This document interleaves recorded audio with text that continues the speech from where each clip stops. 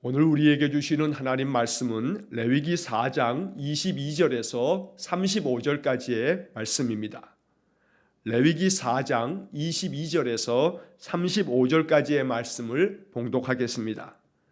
만일 족장이 그의 하나님 여호와의 계명 중 하나라도 부지 중에 범하여 허물이 있었는데 그가 범한 죄를 누가 그에게 깨우쳐 주면 그는 흠없는 순염소를 예물로 가져다가 그 순염소의 머리에 안수하고 여호와 번제물을 잡는 곳에서 잡을지니 이는 속죄제라. 제사장은 그 속죄제물의 피를 손가락에 찍어 번제단 뿔들에 바르고 그 피는 번제단 밑에 쏟고 그 모든 기름은 화목제 제물의 기름같이 제단 위에서 불사를 찌니 이같이 제사장이 그 범한 죄에 대하여 그를 위하여 속죄한즉 그가 사함을 얻으리라.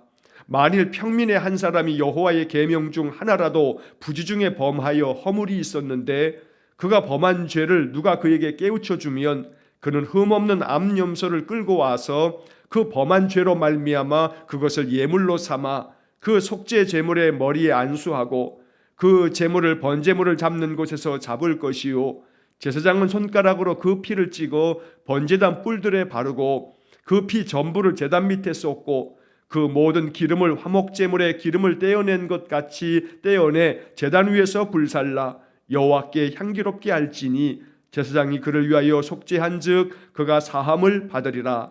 그가 만일 어린 양을 속죄제물로 가져오려거든 흠없는 암컷을 끌어다가 그 속죄제 제물의 머리에 안수하고 번제물을 잡는 곳에서 속죄제물을 잡을 것이요 제사장은 그 속죄제물의 피를 손가락으로 치고 번제단 뿔들에 바르고 그 피는 전부 제단 밑에 쏟고 그 모든 기름을 화목제 어린 양의 기름을 떼낸 것 같이 떼어내 제단 위 여호와의 화제물 위에서 불사를 찌니 이같이 제사장이 그가 범한 죄에 대하여 그를 위하여 속죄한즉 그가 사함을 받으리라. 아멘. 자, 어제 우리가 보았던 말씀에 이어서 오늘 4장의 22절부터 4장의 마지막 35절까지의 말씀을 읽었습니다.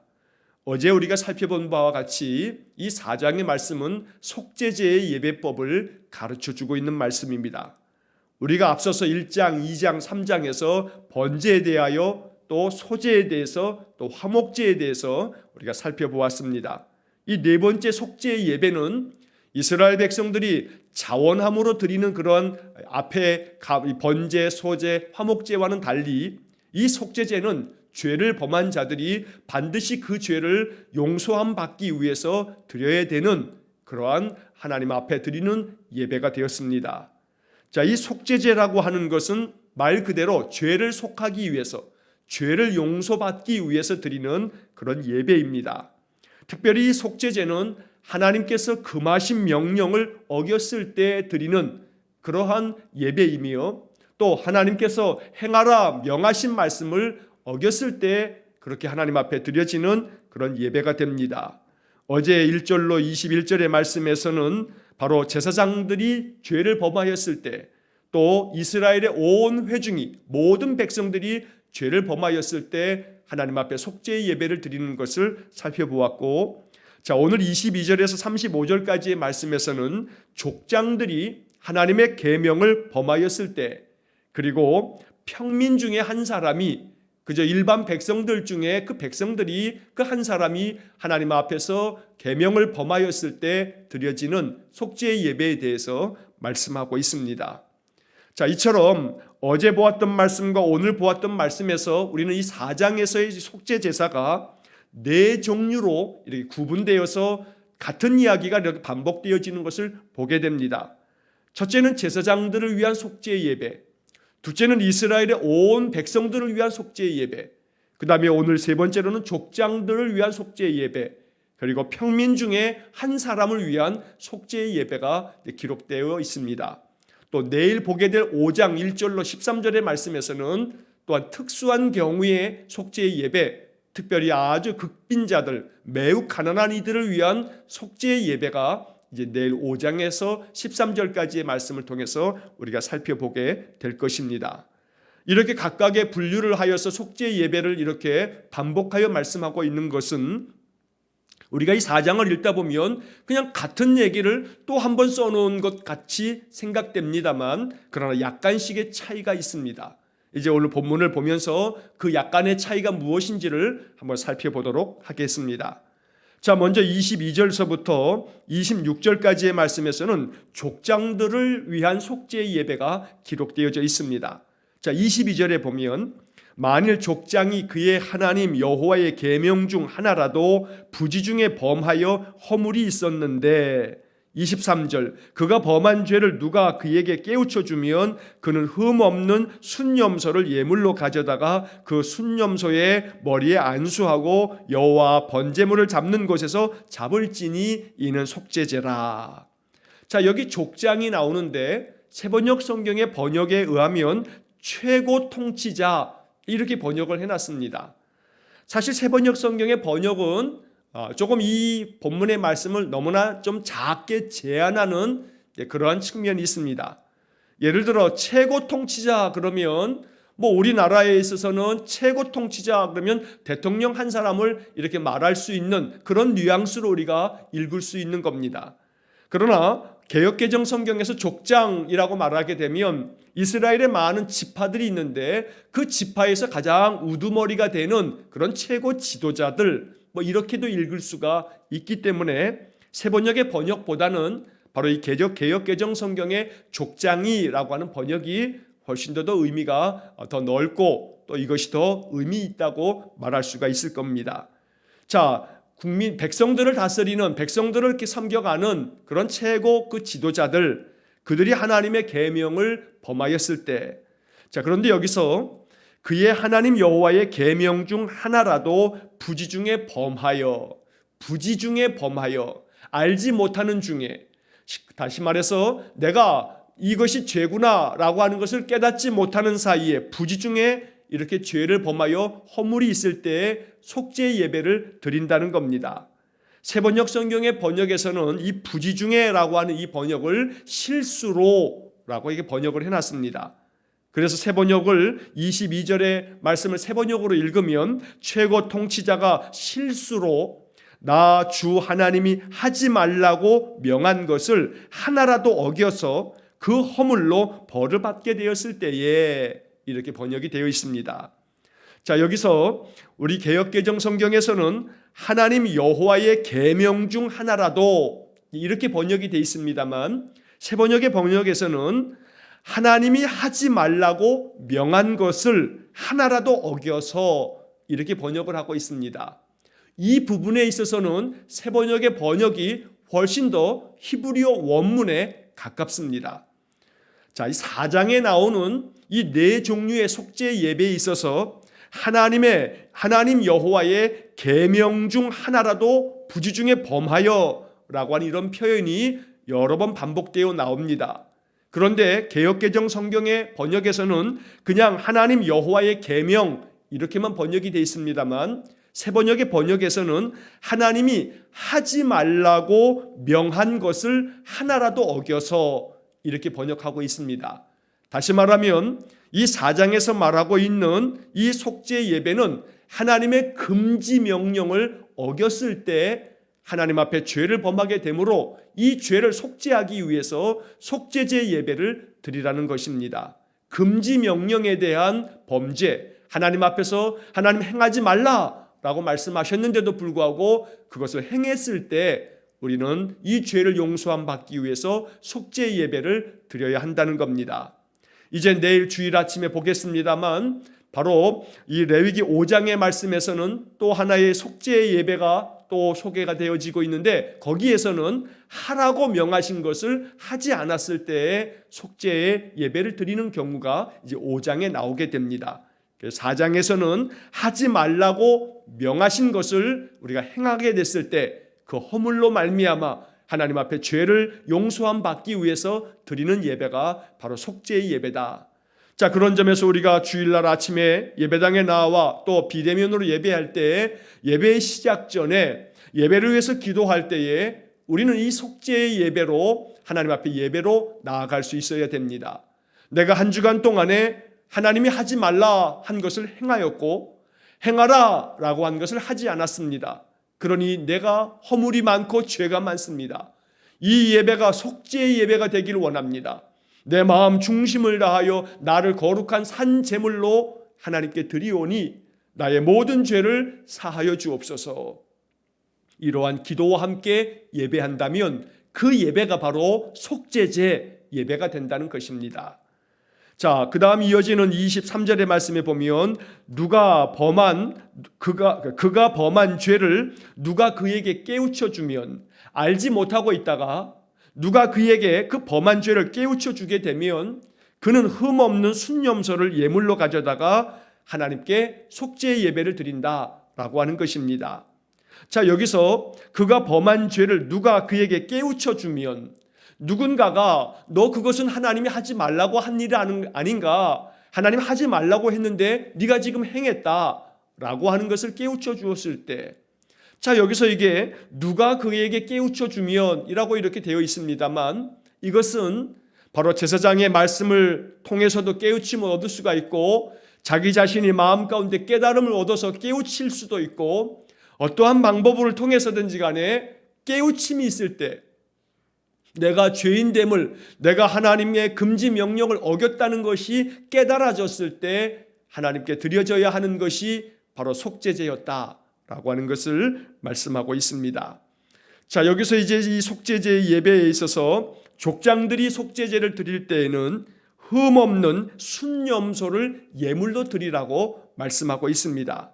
우리가 이제 잠시 후에 보겠습니다만 27절 이하의 말씀에서는 평민의 한 사람이 속죄 예배를 드릴 때에는 그들은 흠없는 암염소나 혹은 흠없는 어린 양 암컷으로 하나님께 예배하라고 말씀하고 있습니다. 자, 어제 보았던 1절로 21절의 말씀에서 제사장들이 속죄제를 드리거나 이스라엘 온 백성이 속죄제를 드릴 때에는 소를 하나님께 예물로 가져와야 합니다. 숫송아지라고 우리 개역개정 성경에는 번역이 되어 있습니다만 히브리어 원문의 의미로 우리가 살펴보면 숫소를 의미하고 있는 그런 단어입니다. 그래서 제사장이나 이스라엘 온 백성들이 속죄 예배를 드릴 때 가져나와야 할 제물은 숫소가 되는 것이고, 여기 나와 있는 족장들이나 평민의 한 사람이 하나님 앞에 속죄 예배를 드릴 때에는 순염소라든가 아니면 순양이나 또 암염소나 또 어린 암양을 하나님 앞에 가지고 나오도록 되어 있다는 겁니다. 자, 여기에 조금씩의 차이가 있습니다. 자, 고대 이스라엘 그 당시에 있어서 가장 값이 나가는 그러한 짐승은 숫소입니다. 숫소가 가장 귀하게 여겨지고 값이 나간 그런 제물이었습니다. 제사장이나 이스라엘 온 백성이 용서함을 받기 위한 속죄제를 드릴 때는 숫소를 하나님 앞에 드려야 합니다. 이것이 율법입니다. 그에 반해서 백성의 지도자들인 족장들이 죄를 범했을 때는 순염소를 하나님께 속죄제물로 바칩니다. 하지만 평민 중에 한 사람이 속죄 예배를 드릴 때에는 암염소나 또 혹은 암양, 어린 암양을 바치게 됩니다. 자, 여기에는 이 짐승들이 가지고 있는 가치의 차이가 있습니다. 숫소가 훨씬 더 비싸고, 그 다음에는 순염소가 되고, 그 다음으로는 암염소나 또 어린 암양이 됩니다. 그러면 왜 이렇게 차별을 두고 있는가? 그것은 더 많은 직책을 맡은 사람들, 더 많은 그러한 직분을 감당해야 하는 사람들에게 더 많은 책임을 묻고 있는 그런 말씀이 되는 것입니다. 영적인 지도자로서 영적인 사명을 감당해야 할 제사장이나 또 이스라엘 온 백성들은 저들 모두가 다 큰 하나님 앞에서의 책임을 감당해야 되기 때문에 그들은 가장 값이 나가는 숫소를 책임 있게 이렇게 속죄의 제물로 드리라고 명한 반면에, 또 족장들은 백성들보다는 더 큰 책임을 감당해야 할 그러한 직분을 감당하고 있기 때문에 그들이 죄를 범하면 그들의 그 죄로 말미암는 악한 영향력이 더 많은, 평민들보다는 더 많은 영향을 미치기 때문에 그들이 더 많은 책임을 감당하듯 그렇게 순염소로 예물을 삼아야 한다라는 겁니다. 그에 반해서 평민의 한 사람이 죄를 범하였을 때 드리는 속죄 예배에 있어서는 암염소나 어린 암양을 제물로 가져오라고 명령하고 있습니다. 이 평민들의 속죄 예배에 있어서는 암염소나 또 어린 암양을 바칩니다. 암컷을 바칩니다. 일반 평민들은 족장이나 또 혹은 제사장들처럼 많은 짐승들을 키울 만큼의 경제적인 여력이 없었습니다. 그러다 보니 그저 그들 가정 안에 있는 것들 중에서 하나님께 속죄의 예물로 가져오는 것들 중에는 그저 암컷들 중에서 하나를 가지고 와야, 그래야 수컷은, 만약에 그 수컷을 드리게 됐을 때 각 보통의 가정들에서는 수컷이 많지 않습니다. 왜냐하면 수컷은 번식을 하는 데 있어서 그저 새끼를 계속해서 낳을 수 있는 그러한 것이 아니기 때문에 대부분의 가정들은 수컷은 하나나 두 개 정도를 냅두고 나머지는 다 암컷을 두게 됩니다. 그래서 암컷 중에 하나를 드림으로써 그들의 경제적인 그러한 삶에 큰 영향을 받지 않도록 그렇게 배려를 하고 있는 말씀이 되는 겁니다. 수컷이 하나나 혹은 두 개나 이렇게 두 마리나 요 정도밖에 없는데 수컷을 평민들이 바치게 되면 그러면 나머지 암컷이 씨를 받아서 번식할 수 없기 때문에 수컷을 대신하여 평민들의 경우에는 그래도 좀 더 마리수가 많은 암컷 중에서 하나를 바치도록 그렇게 명하셨던 것입니다. 자, 이렇게 해서 제물을 가지고 나와서 그 제물 위에 머리에 안수합니다. 속죄제 예배의 중요한 의식이 바로 제물 위에 머리에 안수하는 의식입니다. 나의 모든 죄가 이 제물에게 전가가 되어서 나와 이 제물이 연합되어지므로 이 제물이 희생당하여 죽음으로 말미암아 내 모든 죄가 하나님 앞에 사함받는다라고 하는 그런 의식을 행하게 되는 것입니다. 이렇게 제물의 머리에 안수하고 난 후 이 제물을 여호와 번제물 잡는 곳에서 잡는다고 24절에 말씀하고 있습니다. 자, 여호와 번제물을 잡는 곳이라고 되어 있는데 우리가 출애굽기를 공부할 때 성막을 공부하게 되면 성막 동쪽에 이제 그 처음에 문을 딱 들어서게 되면 그 앞에 번제단이 있고 또 그 앞에 물두멍이 있고 물두멍 앞에 이제 성소와 지성소가 있습니다. 자, 이 성소와 지성소는 제사장만이 들어갑니다. 특별히 지성소는 1년에 딱 한 번만 대제사장만 들어갈 수 있습니다. 자, 그에 반해서 이 성막의 그 뜰 안에 번제단과 물두멍이 있는 곳에는 백성들이 이제 짐승을 가지고 와서 제물로 제사장에 드리게 됩니다. 자, 그러면 바로 이 동쪽에 출입문이 있고 출입문으로 딱 들어오게 되면 번제단 바로 오른쪽, 그러니까 북쪽에 바로 이 제물들을 잡는 그러한 곳이 있는 겁니다. 그래서 바로 이 제물들을 잡는 성막의 북쪽에 있는 이 번제물을 잡는 곳에서 잡도록 하나님께서 이렇게 명령을 하십니다. 모든 예배의 방법을 하나님 구체적으로 가르쳐 주시고 있는 겁니다. 자, 그리고 난 다음에 이렇게 바로 이 족장들을 위해서 흠없는 숫 염소를 잡고 나면 그 속죄 제물의 피를 제사장이 손가락에 찍어서 이제 번제단에서 7번 뿌리게 됩니다. 자, 번제단에서 제물의 피를 손가락에 찍어서 번제단 그 뿔들에 바르고 그리고 그 번제단 밑에 이 피를 다 쏟아 부으라고 말씀하고 있습니다. 자, 어제 보았던 21절까지의 말씀에서는 제사장이나 이스라엘 온 회중을 위한 그런 속죄제에 있어서는 바로 제사장들이 이 드려지는 송아지 숫소의 그 피를 가지고 성막으로 들어갑니다. 바로 성소로 들어가서 성소 휘장 앞에서 7번 뿌리고 분향단의 뿔에다가 그것을 바르게 됩니다. 그에 반해서 족장들을 위한 이 속죄 예배에 있어서는 속죄 제물의 피를 손가락에 찍어가지고 바로 이 성소 성막 뜰에 있는 번제단 그 뿔에 바르고 있는 모습을 보게 됩니다. 이렇게 약간씩 그 예배에 있어서 방법의 차이가 나고 있는 것을 우리가 보게 됩니다. 자, 그리고 난 다음에 26절에서는 그 짐승의 기름들과 콩팥들은 화목제에서 우리가 살펴본 것처럼 이것들은 번제물과 함께 바로 그 제단 위에서 다 불살라 하나님 앞에 화제로 예배하게 되는데 이게 바로 속죄제다라고 말씀하고 있습니다. 자, 여기서 중요한 것은 26절 하반절에서 이같이 제사장이 그 범한 죄에 대하여 그를 위하여 속죄한즉 그가 사함을 얻으리라. 이렇게 속죄 제물을 가지고 하나님 앞에 드림으로 말미암아 제사장이 그 모든 족장들의 범한 죄에 대해서 그를 위하여 속죄하게 됐을 때 그가 사함을 받는다. 그래서 속죄제를 통해서 이스라엘 백성들은 하나님 앞에서 모든 죄에 대한 허물에 대한 용서함을 받게 되는 것입니다.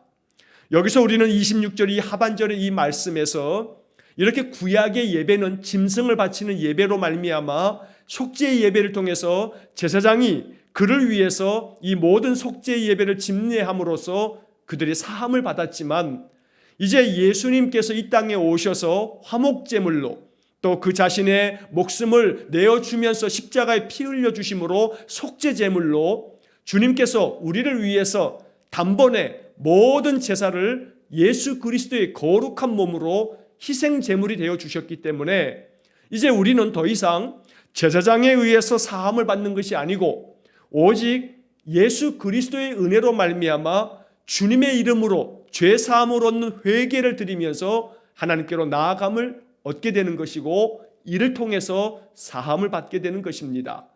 그래서 구약의 예배는 제사장이 그 범한 죄에 대하여 그를 위하여 속죄한즉 그가 사함을 얻으리라.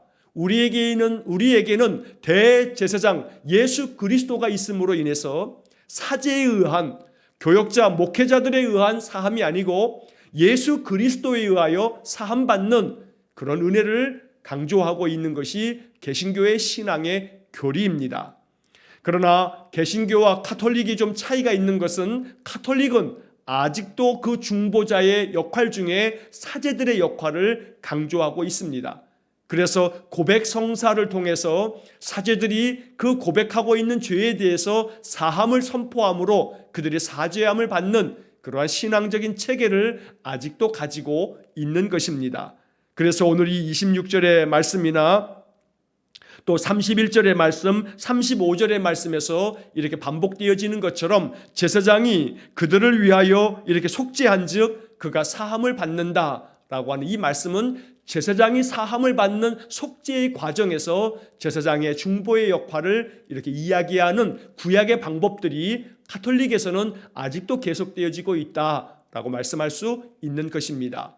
그에 반해서 개신교의 신학은 바로 우리에게 있는 대제사장, 우리에게 있는 중보자는 예수 그리스도 한 분밖에 없기에 우리는 오직 예수의 이름으로 우리의 모든 죄를 자백하며 회개의 기도를 드림으로써 하나님의 그 속죄하시고 사함이 있는 은혜를 얻게 되므로 우리는 죄사함을 받게 된다라고 하는 신학을 갖게 된 것입니다. 그래서 우리는 개신교인으로서 이 레위기의 이 말씀 속에 대제사장이 그를 위하여 속죄하였다라고 하는 26절, 31절, 35절의 이 말씀을 바로 그 우리의 모든 죄를 속하여 주신 대제사장 예수 그리스도의 은혜로 우리가 사함을 받는다라고 하는 그런 믿음을 가지고 날마다 예배할 때마다 주님의 그 십자가의 보혈로 내가 오늘도 나의 모든 허물과 죄가 사함받을 줄 믿습니다. 내 죄를 자복하오니 나의 죄를 주님의 보혈로 깨끗이 씻겨주옵소서. 이렇게 기도함으로써 날마다 속죄의 예배가 우리 안에 아름다운 하나님의 은혜가 되는 그런 복이 있기를 간절히 축원합니다. 자, 27절 이하의 말씀에서는 평민의 한 사람이 하나님의 그 계명을 어겼을 때, 금지 명령을 어겼을 때 그들의 허물에 대해서 깨달음을 갖게 되고 깨우침을 받았을 때 그들이 속죄의 예배를 드립니다. 마찬가지의 방법으로 제물의 머리에 안수하고 그 제물을 잡는 번제단 옆에서 그것을 잡아서 그 피를 가지고 제사장이 손가락에 찍어 번제단 뿔에 바르고 나머지 피는 번제단에다가 다 붓게 됩니다. 이렇게 해서 하나님 앞에 이 속죄제의 예배를 드리게 되는데 형편에 따라서 암염소나 혹은 어린 암양을 하나님께 속죄의 제물로 예배하라고 하나님께서 명하고 계십니다. 나머지 방법에 대한 것들은 족장의 이 속죄제와 다름이 없습니다. 자, 이렇게 해서 하나님 앞에 속죄의 예배를 드리는 것이 바로 이 4장의 이야기입니다. 다시 한번 강조하는 것은 이 속죄의 예배가 우리가 드려지는 모든 예배 가운데 있어져야 합니다. 이른 아침 드리는 이 새벽의 예배에 있어서도 우리는 이 예배가 속죄의 예배가 되어지도록 하나님 앞에 내 마음의 죄를 고백하며 하나님께서 행하라 명하신 말씀을 내가 온전히 다 행하지 못했고 하지 말라 하신 말씀을 내가 또 교만한 마음으로 행하였으니 나의 죄를 사하여 주십시오 라고 하는 그런 기도와 함께 예배가 드려질 때에 그 기도가 바로 속죄의 예물이 된다는 것입니다. 날마다 하나님 앞에 속죄의 예배를 통해서 늘 정결함을 얻고 그로 인해 하나님께서 그 백성에게 주시는 은혜의 복이 우리의 삶 속에 충만하게 주어지기를 간절히 축원합니다. 나를 위하여 나의 죄를 위하여 내 죄를 속하시기 위해서 십자가에서 속죄의 제물이 되신 예수 그리스도의 그 크신 은혜를 마음속에 깊이 묵상하고 깨달으면서 날마다 하나님의 은혜로 나아가는 그런 복된 삶이 되시기를 간절히 축원합니다. 자, 지난 수요일서부터 이제 사순절이 시작되어서 이번 주일 사순절 첫째 주일을 맞이하게 됩니다. 내일 우리가 거룩한 주일 이제 사순절의 이 예배는 예수님께서 십자가에 달려 돌아가시는 그 예수님의 고난과 예수님의 죽음을 묵상하면서 이제 이 사순절 기간을 보내는 것입니다.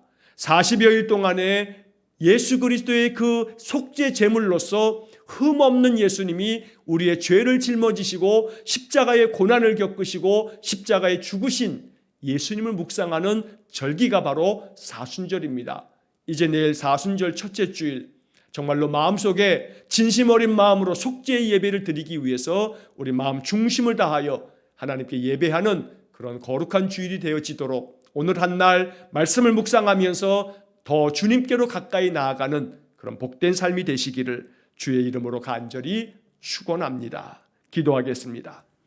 사랑과 자비가 풍성하신 하나님, 제사장이 여호와의 계명을 어겼을 때에 온 이스라엘 백성들이 또 족장들이 또 평민의 한 사람이 하나님 앞에서 그 계명을 어겼을 때에 그들의 죄를 사함받기 위해서 속죄의 예배를 드리라는 이 율법의 명령을 오늘도 우리가 받들어 이 말씀대로 항상 매일같이 주님 앞에 예배할 때마다 우리의 예배가 속죄의 예배가 되기를 간절히 원합니다.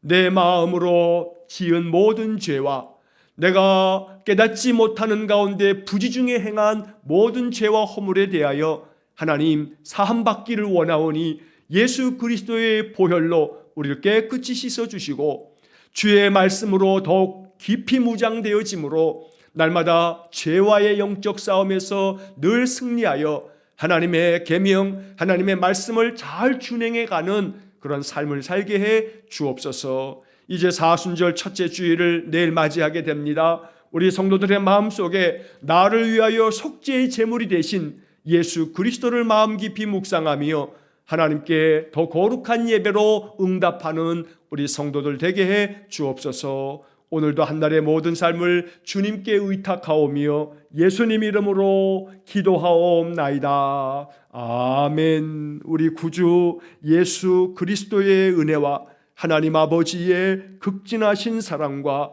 성령의 교통하심이 우리를 대신하여 속죄의 제물이 되사 십자가에 피 흘려주신 예수 그리스도의 크신 사랑과 은혜를 마음 깊이 묵상하며 오늘도 죄사함 받은 은혜를 가지고 이 한날 하나님의 은혜를 더욱더 풍성히 누리며 살기를 소망하며 기도하는 머리 숙인 귀한 성도들 위해와 저들 가정과 온 가족들 위해 우리 성도들의 또 하루의 모든 인생의 삶 속에 영원토록 함께 하시길 축원하옵나이다. 아멘.